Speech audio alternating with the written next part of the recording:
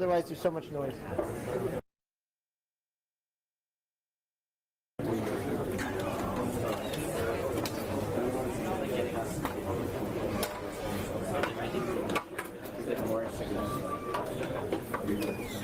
Okay. Previous presenter forgot half of his ball.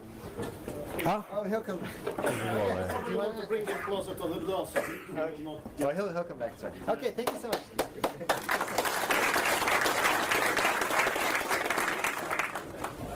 So, hello everyone. I would like to present you a game framework for the beatbox. So this presentation will be a little nerdy maybe, and well, it has been fun to do. I don't know if it will be fun to use or to watch, but anyway, it's the occasion to present it. So first, what's the beatbox? The beatbox is a small console that has been made for fun, of course. Well, I will pass it to you. It's a tiny console, do-it-yourself, open source, open hardware, and the idea was to have a side project for fun, to build a console because I liked electronics. So what could I do? Well, a game console, of course. And the aim is to be do-it-yourself, so so that other people could redo it themselves. So availability of the components, so you don't have to buy hundreds of thousands of the same chip to actually have the chance to have one. So it's a very simple way to do that. You can do that in your basement, which I did, with no particular skills or hardware. So it's a kind of retro game console project because do-it-yourself generally means limited power, generally, and it matches really well with the retro game concept, and it's fun to build some game. And in a way, it's really retro coding also, because I'll show you it's very low level. So the characteristics of... You can't see? Okay. It's single board computer or console. There is one chip on it only. That was one of the simplicity of the design decisions. The output is on VGA. There is a 15-bit output VGA. You got two USB, one micro SD input, so that you can load the games.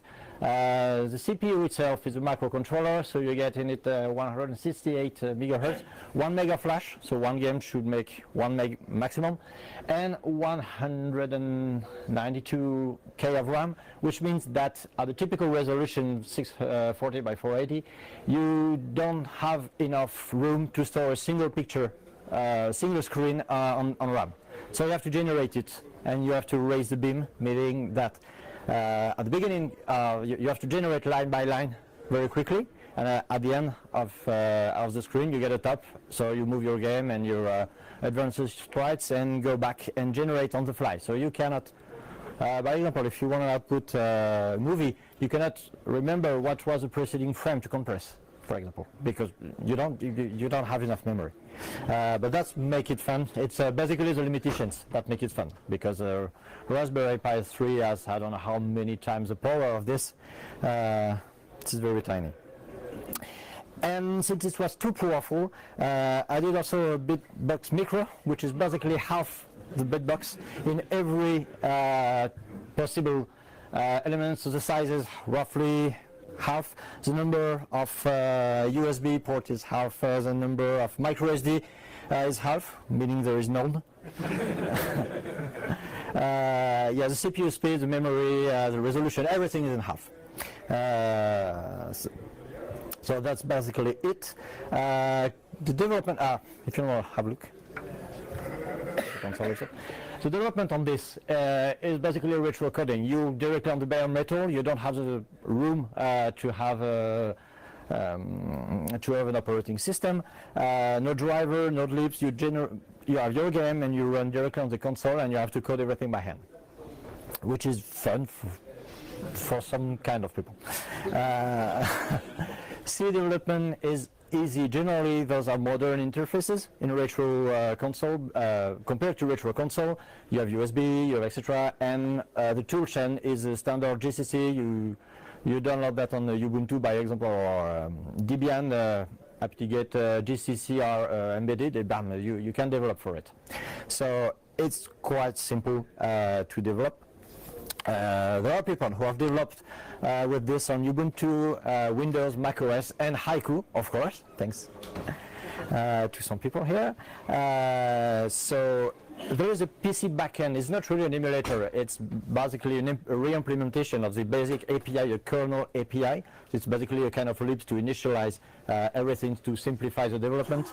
And there is a re-implementation of this higher level API with SDL. So basically you make all of your game high level stuff and you code it on the PC and then you port it on the bitbox. There is some people who develop completely a game with the API and with the emulator, let's call it like this, and they send it to me, and just with a recompilation it ran on the bitbox, which was nice from his part.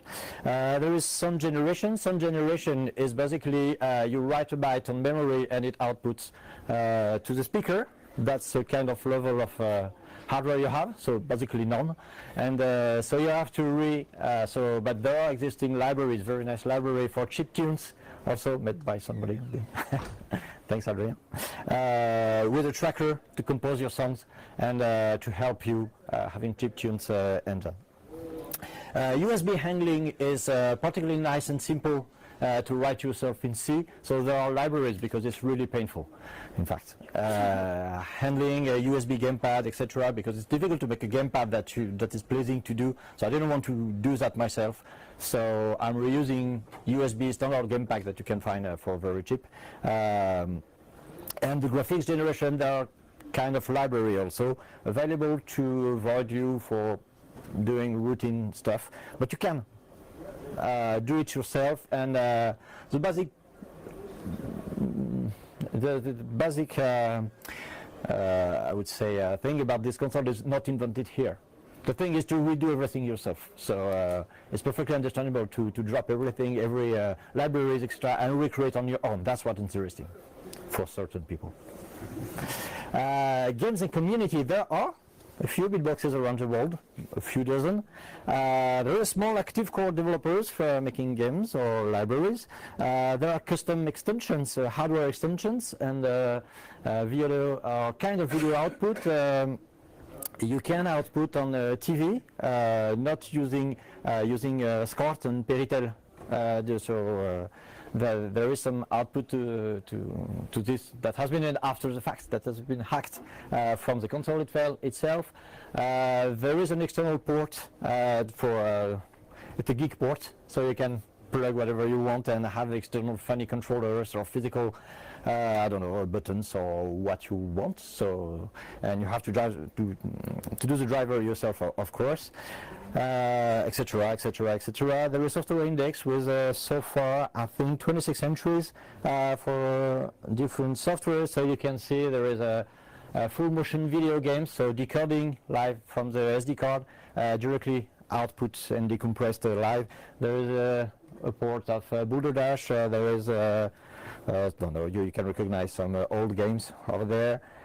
Jumper games, Polarity, Rapid Ball, which is kind of a mobile game, Snake, of course, Tetris, where is it? Yeah, some alter ego support of Super NES, and there are emulators also, and 8-bit emulators. It's a 32-bit console playing 16-bit games and emulating 8-bit systems.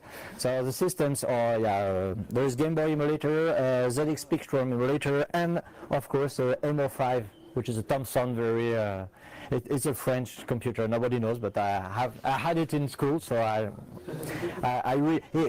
didn't honestly write the emulator. It's just a port of existing emulators and axing to the code to remove mostly everything that is not, so that it could fit on the memory, there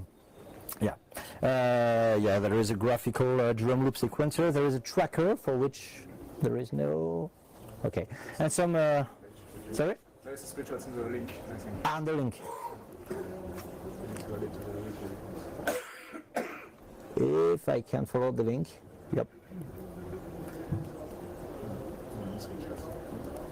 I should have one. Yeah, no, there isn't. If it's were, it should be okay. So it's a tracker to compose your sound directly on the bitbox. Itself some work in progress Beatcaster Bomberman clone, which is not finished, and many prototypes of games which I didn't finish, of course. Let's get back to this. So making games, how do you make games for the Bitbox?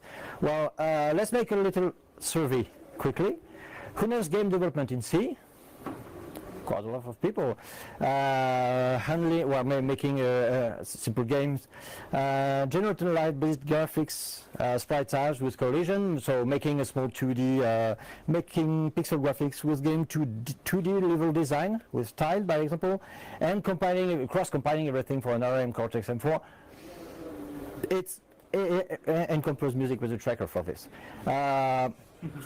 It seems a little complicated. It is not. Every single task is quite not complicated, but if you don't know several of them, it can be a little intimidating. So the idea was to lower the perceived barrier to entry to build, program, and design some simple games for the Bitbox.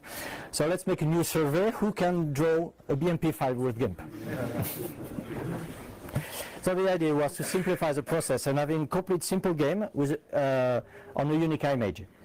So you put it on the SD card, you put the SD card on the console, and there is an interpreter who loads the image in RAM and runs from this. And you then play the game. It's a Mario Maker for the Bitbox, except you can redraw it yourself. Restricted to certain kind of 2D games, but there can be several kind of gameplays.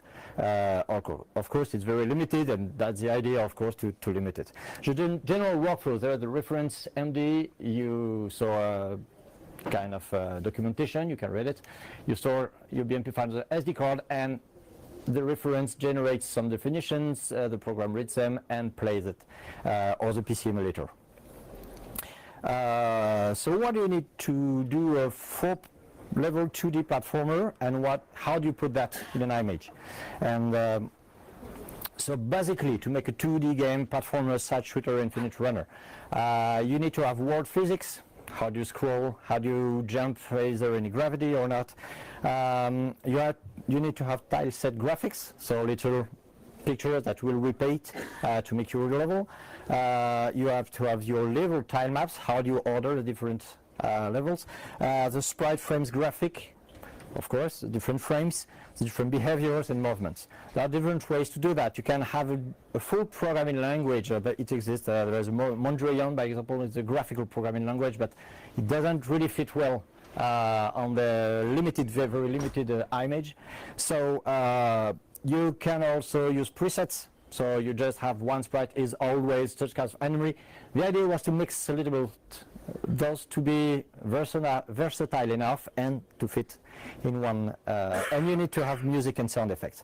So how do you encode it? First you start with a blank canvas. The canvas is 256 colors, so you can index it by number from 0 to 0xff, and this number will be repeated quite a bit of time, so hence the name. So 256 color, pixel by pixels on the bitmap.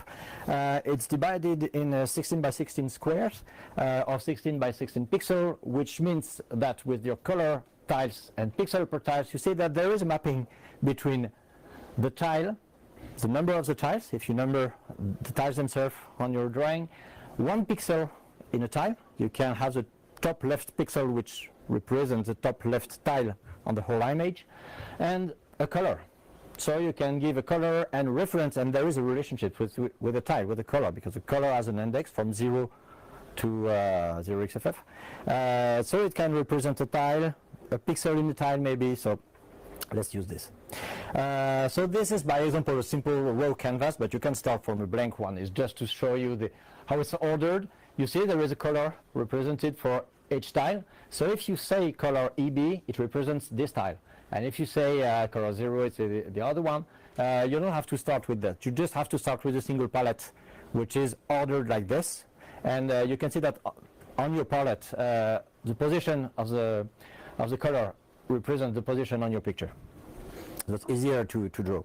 Now, how do you do the different drawings, the tiles? Well, you draw it on the canvas. The sprites frame, you draw them on the canvas, but you can have several tiles to draw them. And the tile map meaning your levels, well, you will draw with a color referencing the tile that you precedingly draw on the canvas. Let's make an example. The top left tile is number 00, so you draw black on your on your level. For now we have no behaviors. We didn't say that this is some sky, this is something that blocks the player, etc. So for example, here we have some tiles on the top left. So we have 9 tiles in +1 and a level under it. The sky over there is black, meaning that it will reference this small, here. And you see here the terrain, maybe you don't show it, but it corresponds to the color of this tile here, 16 by 16, etc., etc. So you can draw your level like that. You can put some sprites. There are some sprites over there, so there are, for example, 5 elements, and you can see the green points, meaning that these points will be the hitbox of the sprites. You can have bigger sprites, so your hitbox will be separated on several sprites, or you will scan after that where it is. How do you represent that on your level? That's easy. The first frame of the animation is a number 40, so you put color number 40 on your level. You still cannot play it, it's just display. You can have another sprite, bigger one, with another hitbox, by example. This one has only 2 frames. We didn't say how to animate it. There are 5 tiles, special tiles at the bottom, which are here to define all of the behaviors. There is a minimap on the bottom left. Maybe you've seen that in the preceding. The minimap shows you that each pixel here represents a tile on your whole drawing, and there is preset colors for saying, well, this is the ground, this is the sky, this will kill you if you go into it, etc., etc. And this color here is the color of the first level. So if the program needs to find the first level, it's here. The number of levels, objects, info. There is one tile where you can reference how your objects will behave.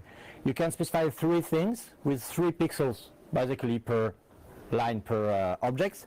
First one, 4 with where is positioned your object. The first is the physics. How does it walk? How does your game? Is it standing? Is it walking? Does it chase the player? Does it, etc. The second one is what does it do when you collide with a player? Does it give a bonus?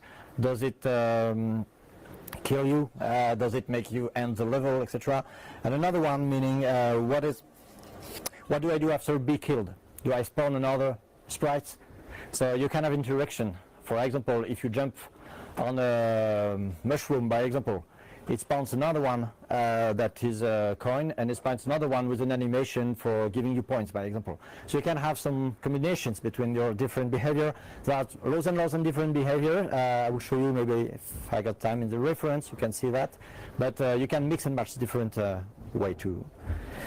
For the movement, you have static, move once and then disappear, bullet, so it go fast through the screen, left, right, walk and fall if the enemy walk and jump sometimes, the sign pattern, by example, the collision, does it kill the player, does it switch some tiles from one level from one identity to the next one if you jump to it. For example, you can have keys to open some doors, by example, with that kind of behavior. And what does it do when you're killed? You can spawn another sprite. So you can see there the minimap and the different sprites. And quickly you can finish it with some titles. Here you have 4 titles for 4 levels. You have some tiles also for another levels. You have some pixel defined here at the beginning to give you per level the number what is the word physics of your game. And I didn't add music. I'll show you. You can also use a real map editor. I just created something to use a real map editor and then output to an image. But maybe let me show you the images that you can do with that. Can I do it? Can I do it better? So this one is a finished game. I will show you how it works. This one maybe you've heard about. So you can do that like that. It's basically auto scroll with infinite jumps, and you die when you touch anything. Maybe you've heard of this one also.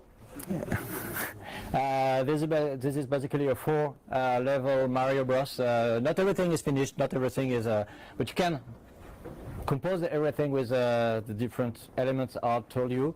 You can see how are positioned the different levels, what are the different types and what are the different sprites. There is also this one, which is absolutely not finished, but it could be done maybe. And this one is a space shooter, a tiny space shooter. This one is, well, I'm a bit ashamed of the graphics, but it should be kind of Ghosts and Goblins, all. Okay. We'll have to have a small demo. Maybe. So does it work? Okay. Can you see something? Okay. This one is bad. So basically, this is the demo I've shown you. Maybe let's start with the. Yeah. So this one is the one that I've shown you as a graphics. So it's a very simple title, but it's directly read from the bitmap graphics. I didn't define numbers on the demo. So you have the guy. You can jump. You can. So you can see that the gravity is off because you can jump very high. There is some coins over there, so it's a sprite that doesn't move except that has one frame, moves a little bit, and then just if you touch it, it's killed. There is no output, and you can. And if you got one, yep, you have some. So let's just take another one. This one is demo game, maybe a little more graphically less advanced, but. And you can. There's our layers. There are, so okay, I'm bad. And if you can go through the second level, you can go to the second level is a shooter on this game. Let's show you maybe a shooter how you can. Space Force. I don't know if it works actually, this one. Yes, it does. You cannot shoot, in fact, because because I didn't code the shooter, so you have to. Okay, so okay, I have failed. Okay, maybe the Mario. It was just a simple. Yeah. So the first of it. There is sound actually for this one with the first level of Mario. The first sound of Mario, but you can see that, and I'm bad, okay?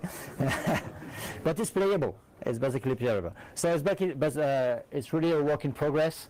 You can, but you can try yourself to build on another one. You can draw. All you need is GIMP and the emulator, which is running and run on the PC, and yeah, that basically it. And you can use your same drawing to run it on the big box directly. That's it.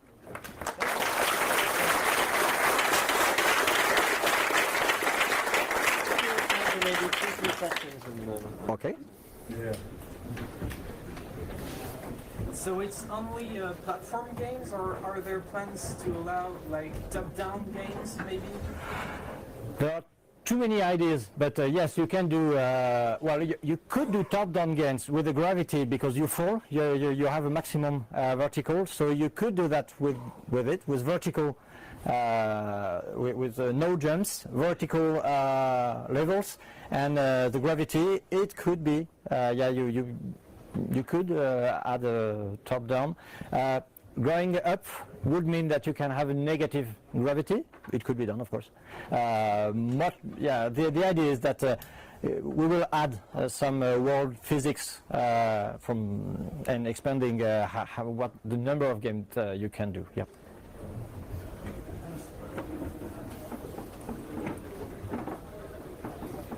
Sorry. Oh, sorry. So, is the framework interpreting the image, or are you translating it into something, transpiling it, compiling it? No, because the bitbox. Sorry. Yeah. The question is either it transpiling or recompilation of the image in RAM. No, because the bitbox is too constrained for that, and so it directly reads the content of the game in memory. It dumps, it's basically a dump of your image in memory and interpreting and generating the graphics on the fly. Well, it's possible to create multiplayer games? No, not for now. I don't know, maybe, well, of course, if you get a compiler, sorry, the question was, can you make multiplayer games? Well, if you got a good compiler and you have enough time, you could. For now, it's a little bit far-fetched from this, but yeah, why not? There are 2 USB. You can have